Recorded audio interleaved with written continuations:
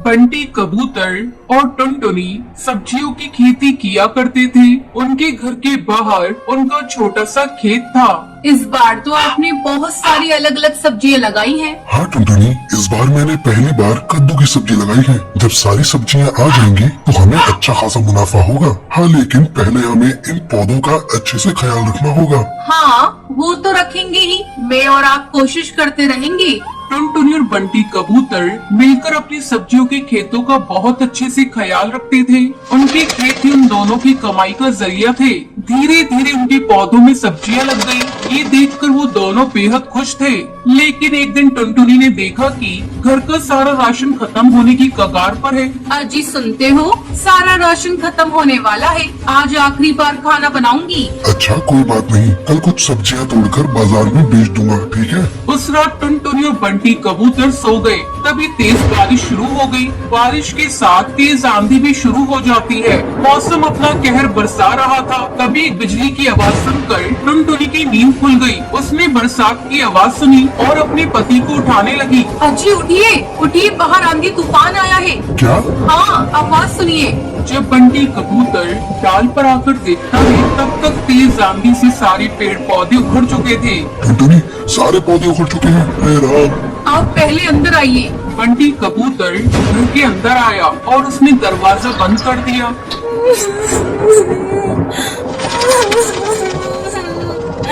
हे राम, अब हमारा क्या होगा? घर में तो राशन भी नहीं है। अब हमें भूखा रहना होगा। हे भगवान, तूने सारी मेहनत बेकार कर दी। अब मैं क्या करूं? अब क्या होगा? रो मत टुनटुनी, कुछ न कुछ जरूर होगा, लेकिन हमें भूखे मरने की नौबत नहीं आएगी। मौसम की मार से उनके सारे पौधे खराब हो चुके थे।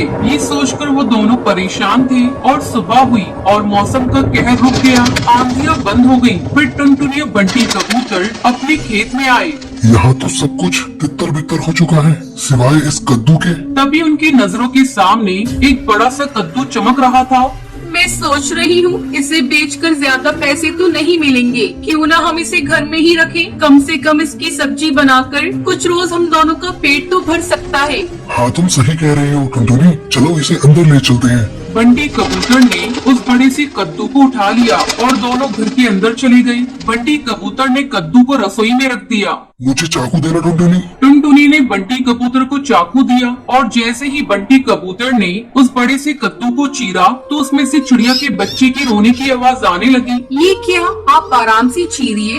बंटी कबूतर ने आराम से कद्दू को चीरा तो उसके अंदर उन्हें एक छोटी सी चिड़िया की बच्ची दिखी। है? ऊपर वाले कद्दू में ये बच्चे कैसे आ गई? ये कुदरत का करिश्मा है। हाँ, लगता है इसे भूख लगी है। इसके लिए थोड़ा दूध ले आऊं, पर घर में तो दूध भी नहीं है। एक काम करती हूँ, पड़ोस की हरी काकी से ले आती हूँ। जब तक आप इसे संभालिए। टुनटुनी दूध लेने पड़ोसन के घर चली गई और यहाँ बंटी कबूतर चिड़िया के बच्चे को देखने लगा।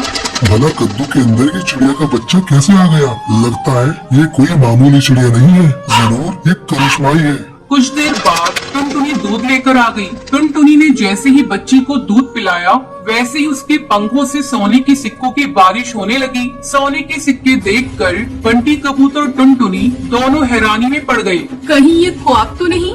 नहीं, ये सब हकीकत है। ये चिड़िया कोई आम चिड़िया नहीं है, ये जरूर कोई जादुई चिड़िया है। अब हमें क्या करना चाहिए?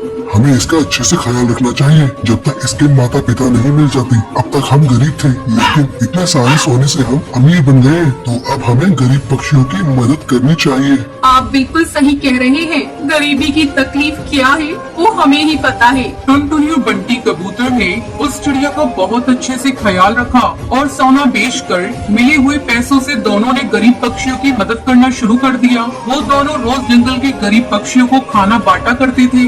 ऊपर वाला तुम्हें हमेशा बरकत दे। शुक्रिया कालू कौवे, शुक्रिया। टुनटुनी और बंटी कबूतर गरीब पक्षियों की मदद करके अपना जीवन खुशी खुशी बिताने लगते हैं।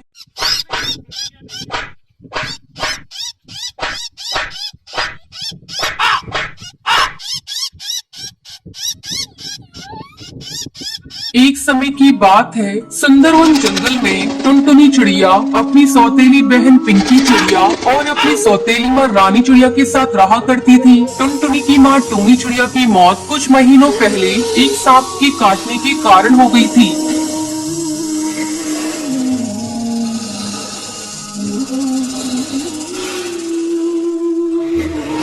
तब बंटी कबूतर एक विधवा चिड़िया से शादी कर लेता है। पिंकी चिड़िया उसी की बेटी थी। पिंकी चिड़िया टुनटुनी पर बहुत अत्याचार करती थी। एक दिन टुनटुनी खाना पका रही थी, तभी पिंकी वहाँ आती है और टुनटुनी से कहती है, मैंने तुझसे चाय मांगी थी, तूने अभी तक मुझे चाय नहीं दी। दीदी ये देखो, मैं चाय ही बना रही हूँ। जैसे ही चाय उबल जाएगी मैं आपको लाकर देती हूँ। थोड़ी देर बाद टुनटुनी चाय लाकर पिंकी को देती है। चाय पीते ही पिंकी टुनटुनी पर चिल्लाने लगती है। ये तूने चाय कैसी बनाई है? इसमें तो चीनी बिल्कुल नहीं है, ले इसे तू ही पी ले। इतना कहकर वो उस चाय के प्याले को फेंक देती है। पिंकी चिड़िया का गुस्सा देखकर टुनटुनी रोने लगती है।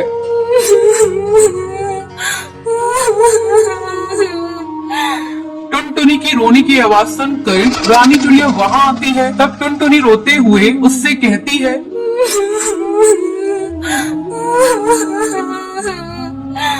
माँ ये देखो, दीदी ने सारी चाय फेंक दी। आहा टुनटुनी, तू मेरी बेटी की शिकायत मुझसे मत किया कर। चल अब चलकर सफाई कर। टुनटुनी को पूरा घोंसला साफ करना पड़ता है।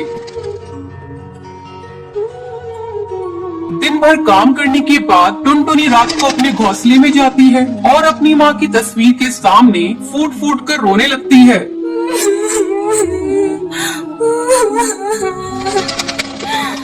माँ तुम मुझे छोड़कर कहाँ चली गई? पिंकी चिड़िया मुझे बहुत सताती है। पापा भी अब मुझसे पहले की तरह प्यार नहीं करते। वो रोते रोते सो जाती है। अगले दिन पिंकी चिड़िया स्कूल जाने के लिए तैयार हो रही थी। अरे महारानी, मेरा स्कूल ड्रेस कहाँ है? तूने प्रेस तो कर दिया है ना? पिंकी की चिल्लाने की आवाज सुनकर टुनटुनी वहाँ आती है और कहती है, नहीं दीदी, कल मेरा हाथ रोटी बनाते समय जल गया था, इसलिए मैं प्रेस नहीं कर पाई। तू खा खा कर मोटी हो गई है, तुझे चर्बी चढ़ गई है। अब तुझसे कोई काम नहीं होता। माँ इसे अभी इसी वक्त घर से बाहर निकालो, अब ये हमारे किसी काम की नहीं। तब रानी चिड़िया पिंकी से कहती है, बेटा अगर हम लोगों ने इसे घर से बाहर निकाल दिया तो इसका बाप हम लोगों को भी घर से निकाल देगा। इसका दूसरा इलाज है मेरे पास। इसी तरह कुछ दिन गुजर जाते हैं। अब रानी चिड़िया टुनटुनी को खाने के लिए बहुत थोड़ा सा खाना देती थी। धीरे धीरे टुनटुनी कमजोर होती जा रही थी। एक दिन रानी चिड़िया टुनटुनी से कहती है, टुनटुनी जब कुएं से पानी भर ला, पीने का पानी खत्म हो गया है। माँ मैं कुएं से पानी कैसे निकालूंगी? मैंने कभी कुएं से पानी नहीं निकाला, मैं कुएं में गिर जाऊंगी। तो डरती क्यों है? तेरे साथ पिंकी चिड़िया भी जा रही है। हिम्मत करके टुनटुनी पानी भरने के लिए कुएं पर जाती है। जैसे ही वो कुएं से पानी निकालने लगती है, पिंकी चिड़िया उसे कुएं में धक्का देने के लिए जाती है। पिंकी चिड़िया का बैलेंस बिगड़ जाता है और वो कुएं में गिर जाती है। मुझे बचाओ, मैं डूब जाऊंगी। मुझे बचा ले टुनटुनी, मैंने तुझ पर बहुत अत्याचार किए हैं टुनटुनी, मुझे माफ कर दे, मुझे बचा ले किसी तरह से। दीदी तुम चिंता मत करो, ये रस्सी जल्दी से लो और ऊपर आ जाओ। पिंकी चिड़िया रस्सी पकड़कर कुएं से बाहर आ जाती है। उस दिन के बाद से दोनों बहनें खुशी खुशी रहने लगती हैं।